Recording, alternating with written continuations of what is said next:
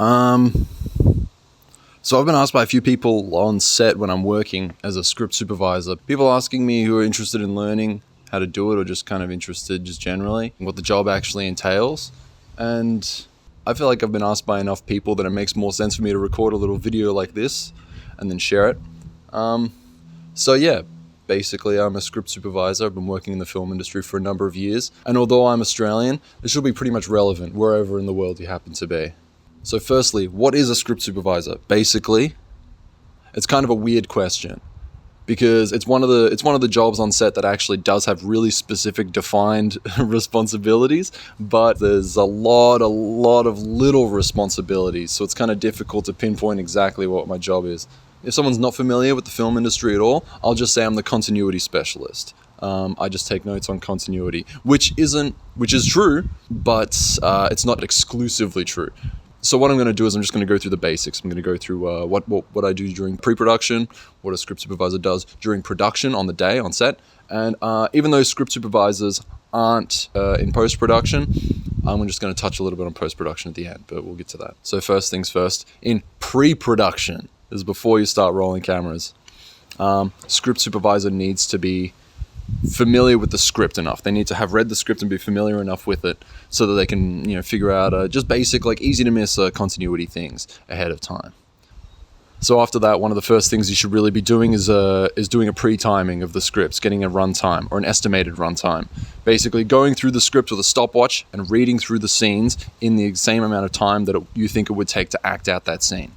Typically, a script page, one page is 1 minute of film. But you might find that one page full of dialogue can actually be wrapped up in 15 seconds. One page can take 15 minutes. You can do this with a stopwatch. There are a lot of programs you can just use on an iPad that do this basically automatically. So once you have this number, it's called the ERT, the estimated runtime. And it's very important for when you're working on a production that's going to be going straight to a broadcast or it's going to be on streaming, and the length of the movie, for instance, is already decided. Before they've even made the movie, it has to be 90 minutes or it has to be a 45-minute episode for it to fit with the rest of the season or something like that. Also, ad breaks. So it's good to know how long each individual scene is, how long each individual act is usually, and how long the total runtime of any script would be. Estimated. The pre-timing is also needed when you're doing a script breakdown. The script breakdown is basically just a very tall spreadsheet with all the information on all the scenes. It has a ton of information that should be gotten across in pre-production. I'll just go through everything from left to right. I'll just go across. So first thing on this spreadsheet should be the scene number, which is obvious. This is just going to be in order, no exceptions, pretty much. The next thing is going to be day and night. Does the scene take place at day or does it take place at night? And sometimes you could write, dusk or sunset. But this is mostly needed for camera and lighting, especially if you're shooting a scene that takes place at night, but you're shooting it during the day. You're going to need to know ahead of time if you need to black out windows and things like that, what equipment you're going to need. Very important for them. Interior, exterior. This is needed similarly by camera and lighting, just generally good to know. Next thing is location. Where are you shooting the scene? What's the location? There's not really much a script supervisor can do to affect this, but it's just good to have it written down. So next thing, date and time. What time does the scene take place and what's the date? This is mostly relevant when you're doing a production that takes place on a certain holiday, a Christmas movie, for instance, a certain time of year, like a season, sunset or sunrise in the scene. Especially needed if you're doing a period piece, if you can't have certain things in the frame that haven't, don't make sense in that time period. Also, good to have written down somewhere. If you ever see a calendar or a clock on the wall in the background, you either remove that or you set it to the correct time in the movie. Next thing is script day. Now, this is kind of similar to the date, but it's a simplified number. It just has all the script's days in order, 1, 2, 3. So if in a movie that has any flashbacks or flash forwards or any disjointed time sequence like that, then this number gets a little bit funny, but it also gets a little bit more critical to get right. So say, for example, if you have a script that runs perfectly chronological in every way, except at one point there's a flashback to the main character's childhood. That would be the earliest day that you see in the script, and that would be script day 1. And then the first scene of the movie would start as script day 2. In my personal experience, this is most important for costumes and set deck. The overwhelming majority of the time, characters don't really change costume more than once a day. It's way easier to just label a costume as day 1 wardrobe, day 2 wardrobe. So all they need to do is just look at what script day it is, then dress them up in that costume. Easy. Cast. It's one of those things that's seemingly obvious but can sometimes be overlooked. So say you have a scene with a bunch of actors, but one of the actors doesn't have any dialogue in that scene, so they get kind of overlooked. They schedule the scene for Thursday, but they accidentally don't invite that actor to come in on Thursday, and then everything's fucked. It's really windy. Is that fucking with the audio?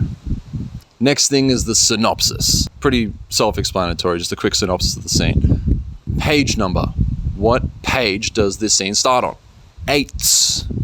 If you don't know what an eighth is, imagine if you tore a page out of your script and you folded it, then you folded it again, then you folded it again, then you unfolded it, you would have 7 lines across the whole page, separating the page into 8 equal pieces.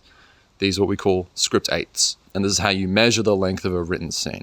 You want to figure out how much you've shot in a day, someone might say how many eighths, and you would say 6 eighths, or 7 eighths, or a page, or 1 1/8, and so on. ERT, or the estimated run time. This is just the pre-timing that you did before, but for each individual scene. There's also separate sections in there for costumes, for props, for hair, makeup, set deck, visual effects, special effects, sound effects, vehicles, extras or background actors, if there's intimacy coordinators, if there's going to be any children, like child actors or babies on set. And you can also add sections to this if there's other things that like aren't listed on the scene breakdown. But it's basically just something that every department should know what every other department is doing at a glance by looking at this document in terms of the continuity of the scene. You know, sometimes one department might get in the other department's way, or one department might assume that something is being taken care of by another department, but it's not the case. I've seen like costumes and props get mixed up over like whether a towel, is that a prop or is that a costume or is that set deck? Who's to say? It's good to just have it all written down in this thing. You know, I can talk it out. You've done your job making this whole breakdown. So speaking of communicating with other departments, it's very, very important that before you get started, you get a hold of all the emails and contact information of people who are going to need your notes after the production, after wrap each day. Just make sure you have everyone's contact information or emails ahead of time. And also pre-production is just a good excuse to think about what might go wrong. You know, if there's any continuity errors that are just begging to happen in the script, it varies from production to production, but also just like take your time and anticipate. This is the time to catastrophize. You know, just don't overdo it. So production, the actual big day. What do you do during the production? There's lots to do. Everyone's going to want to see your notes, and you're going to have to make a ton of reports. So you better make sure that they're fucking accurate. You're going to be sending out an editor's log, lined pages, daily progress report, partial progress report, at least. Some other productions I'll ask for other things, other little things that I've done like timing reports before, whatever that is. Most of the time, it's just those 4 things: editor's log, facing pages, daily progress report, and a partial progress report or a lunch report. So the first of the 4, the daily progress report. This is mostly for the producers and the directing department. This has all sorts of information about what was shot that day, what was shot previously, what is yet to be shot, and it has it in all forms of different. It's just a complicated spreadsheet with all the different forms. It looks pretty daunting, but once you have the hang of it, once you like figure out what it actually entails, then it's actually pretty easy to read and you understand why it's pretty necessary to have. So the first thing that has is times that things happen during the day. What time crew call was, what time the first shot of the day was, what time you broke for lunch, what time the first shot was after lunch, what time camera wrapped, sound wrapped, and script wrapped. This is kind of optional, but it's a good idea to take note of if you're moving locations halfway through the day, take note of when you broke down and moved to the next location and what your first shot was at that next location. You know, I've had days when we shot at maybe like 4 locations in the day, and throughout that day was we maybe shot about like less than half of what they would have scheduled otherwise. And that's just because we spent half the day on the road, like in our vehicles. The next thing is a spreadsheet, and it contains all the scenes, has the timings of the scenes, has the page counts of the scenes, the eighths count of the scenes, and it has all of them, like what you've shot previously, what you've shot to date, what you've shot on that day, what you've yet to shoot, what's been canned, what's been added, all sorts of different things. And it looks pretty daunting and it looks like a pretty complicated spreadsheet.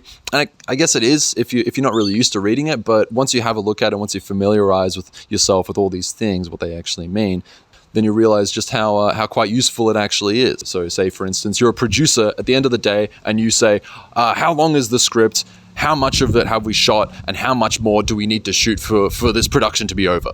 And you can just read it there, and you can figure it out. And it's a very quick, obvious numerical answer to that question.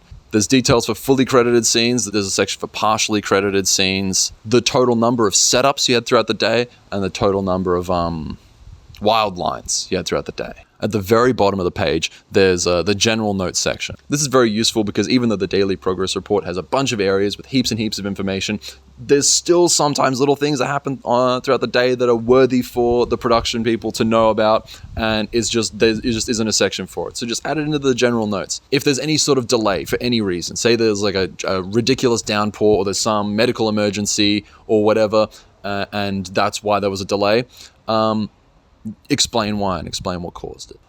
For example, if you smush two scenes together, I do this all the time when we're block shooting. Say, for example, scene 49 and scene 51, they're perfectly, they run into each other. They're completely chronological and they take place in the exact same location with the same cast. So you just basically smush them together and block shoot them as one super long scene. You need to write down in the notes, hey, we rolled 49 and 51 together and just labeled it 49.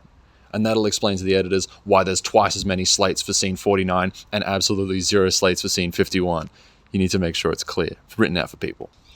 The partial progress report. And this is basically just an incomplete daily progress report. The daily progress report is released at the very end of the day. So naturally the partial progress report is released halfway through the day and it has basically half of the information. The most important bits of info that are on the lunch report or the partial progress report are the times that things happen during the day. They want to know when the call was, they want to know when first shot was, and they want to know when you broke for lunch. Also, that matrix of scenes that has how much you shot in a day, that's going to be pretty important as well. If there's a delay to production, people are going to want to know about that. They're not going to want to know about it at the end of the day if they can know about it at lunchtime, especially if it happened in the morning, you know?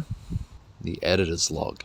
The editor's log is the third thing. This is where all the really juicy stuff goes. You put all the details about what you're shooting, what the camera sees, and it's the old school script supervisors, they would call it a facing page. And that's when, if you're working with paper, you have a binder with the script page on one side, and on the other side of the book, you would have your facing page. If you're not working in analog, if you're working with an iPad, then it's just called an editor's log. And it's basically just a long spreadsheet with all these details. And I'm just going to go through it from left to right, just like the other one. So the first thing is the scene name. Pretty straightforward. If it's scene 29, you call it scene 29. And if it's called 29A, when you letter up and it's the next setup, you call it 29A. If, like I said before, if scene 49 and 51 are rolled in a block shot into one, you just call it 49. And then you letter up and you call it 49A. Easy.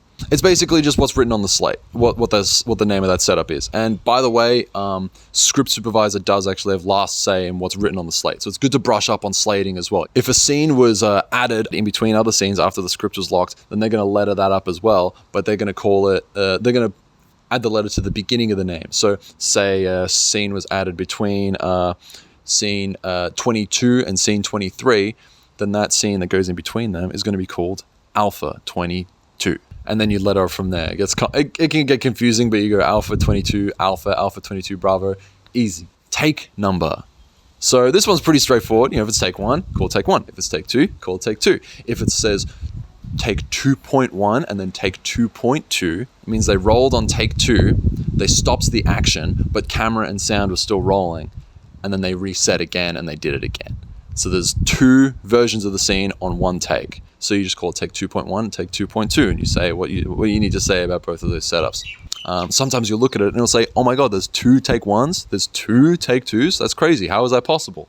Well, if you're shooting on 2 cameras, silly, camera A and camera B, they're both called take 1. Circle take or print take just basically means that if you're rolling on a take and it was like perfect in every way, and you know for a fact that that's what they're going to use in the final edit in the cutting room, then the director will look at you and they'll say, circle that, and you will put a circle around it, or they'll say print take, and you'll mark it with a P. Scene description. So this is just basically a description of what the camera sees in the scene. If I wrote MCU and in parentheses S, That's my shorthand for medium close-up on Sophia. And remember, this is for no one else really other than the editor and the post-production team. So you don't need to explain the gravitas, you don't need to explain the drama, you don't need to explain the story. Just explain what the camera is seeing, who's in it, what's in it, whether they enter or exit and when, what type of shot it is, so if it's a medium or it's a close-up or a wide, and also what mode the camera's on. So if it's on a tripod, dolly, drone, handheld, whatever, just make note of that too.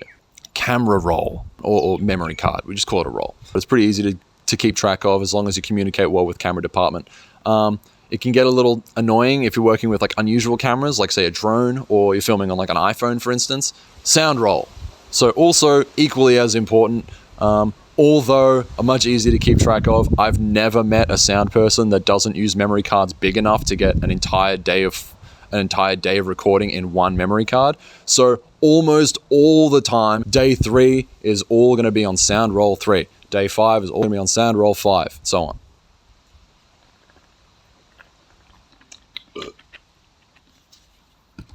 Wow. The timing. How long was this take, or how long was this scene? Take note of all of them. Take note of every single take that you do, even the fuck ups, even the ones that are definitely bloopers, even if it's 2 seconds and it's bullshit and there's nothing to go on. But especially take note of whenever you get a take that is completed from beginning to end and there's no interruptions, and that's an accurate representation of how long the scene actually is going to be. You're going to need to log that as the ART or the actual runtime. So say, for example, if your estimated runtime says a scene is going to take 1 minute 50 seconds, and then on the day you do an entire take of the scene from beginning to end and it was 1 minute 53 seconds, take note of that. Next thing is lens and filters. Most of these reports have a lens and filters section, but I was taking these notes for like 2 days, and then I asked myself, like, why the fuck am I taking these notes? Camera department, take note of this themselves. Why? Who gives a fuck? So just leave this blank. There's another section just for comments, just for like general comments. And you can make it really quick. You can say good, you can say bad, okay, it was great, it was perfect. Sometimes people will put their circle takes in the comments section. If a take was done perfectly in every way, and then at the end the camera pans over and you see like a light stand, don't consider that whole take ruined. Just make a note in the comment section that says, hey, there was a light stand in set, or there was a crew member in set, and then mark it as you would otherwise. You know, because they can still use the first half of that scene. There's nothing wrong with it. And it's always good to take note of things when you're in doubt. If you're ever not sure, just take note of it, because the worst thing that can happen is nothing. For instance, like an actor, their hair is like a little skew-if in a scene, or a vehicle drives by and you can hear it on the soundtrack. Like if there was just like a slight mispronunciation of something, like anything. If you're not sure, like if it's going to be noticeable in the final product, just take note of it anyway and mark the scene as you would otherwise, good, bad, or whatever. Also take note if any actors start ad-libbing or improvising or changing the lines up.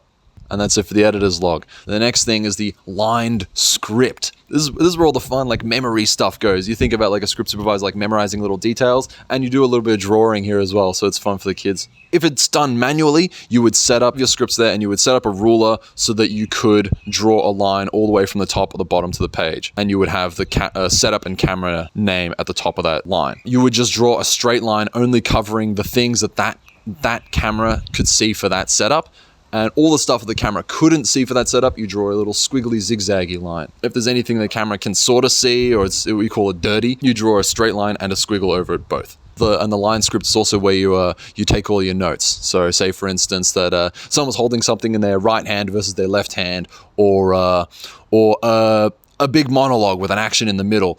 You take a note of when that action takes place in case people forget. And if you're working digitally, there's programs like Scriptation, where you can do the line script, but you can also take photos with your iPad or whatever, and you can actually embed them in there, which is pretty useful. So you don't have to take notes about costumes. You can just upload a photo of the costume. It's great. So say, for example, I'm a lazy editor and I have like 100 MOV files in front of me, and I need one that's just scene 95, and I need a medium close-up on Ginny. So I'll look up line script and I'll see, wow, there's only a couple lines that actually have any coverage at all on Ginny. There's 95 and there's 95A for both cameras. And I'm a savvy editor, so I know that 95 was the first shot, and that's almost certainly just going to be a wide of the entire scene. So the only one that's really likely to be a medium close-up is 95A. Then I'll refer to the editor's log. I'll look at 95A and I'll see one of them is labeled Ginny, medium close-up. Brilliant. And one of them was a circle take. That's amazing. There's hundreds of takes. There's hours of footage in there, and I managed to use the script supervisor notes to figure out which take I needed in like less than a minute. So it's great. Easy. It's a big time saver. The other jobs that the script supervisor needs to take care of on set. One of them is reading lines for actors. Say, for example, an actor just forgets their line. They want to know what it is. They say the word line, and then the script supervisor says it for them. Easy. Sometimes when an actor also needs someone to read lines with, to like memorize them, they might ask the script supervisor. It's not uncommon to do that as well. Similarly, the script supervisor also reads out audio cues. So if the actors have to respond to a gunshot or a phone ringing or whatever, then the script supervisor is the one that yells out ring ring or bang, and then they would change it with the actual sound effect in post. So if an actor is saying their line wrong, then it's your job to try and rectify that. Depending on the production, sometimes little changes are actually okay. They're actually pretty much fine.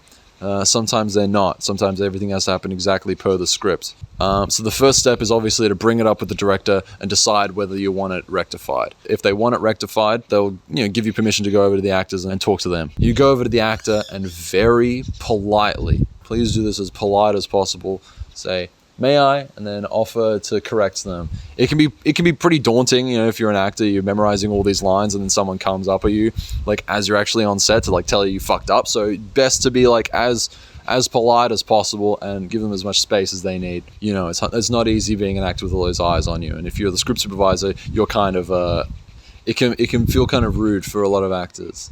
So just be nice. Tell them what line they got wrong. Tell them how they said it. Tell them how they should be saying it. It's usually pretty easy from there. Sometimes you'll find actors that like simply refuse to say the line as per the scripts. They'll wanna keep their ad lib in. If that's the case, you bring it up with the director. You say they want to keep the line change. Then it's out of your hands basically from there.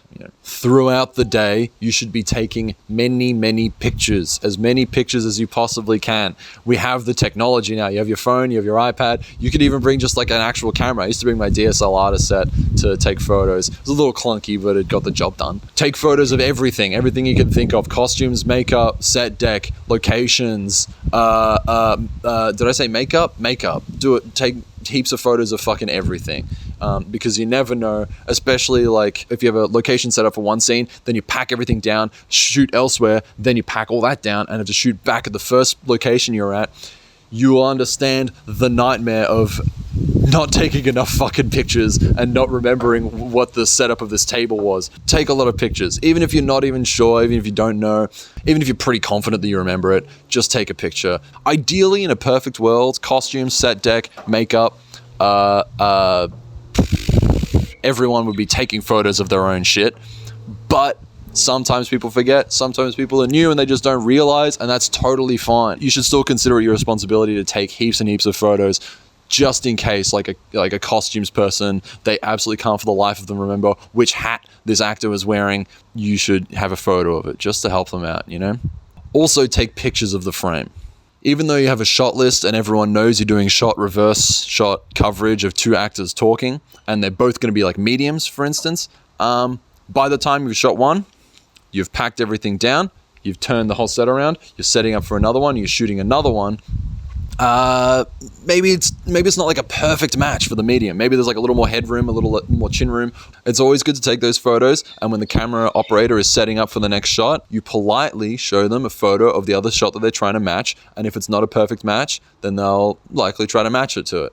This should also definitely be done for phone calls. It's actually a little more important to do it for phone calls because you're recording two separate sides of the conversation probably on two separate days. Another thing is the line.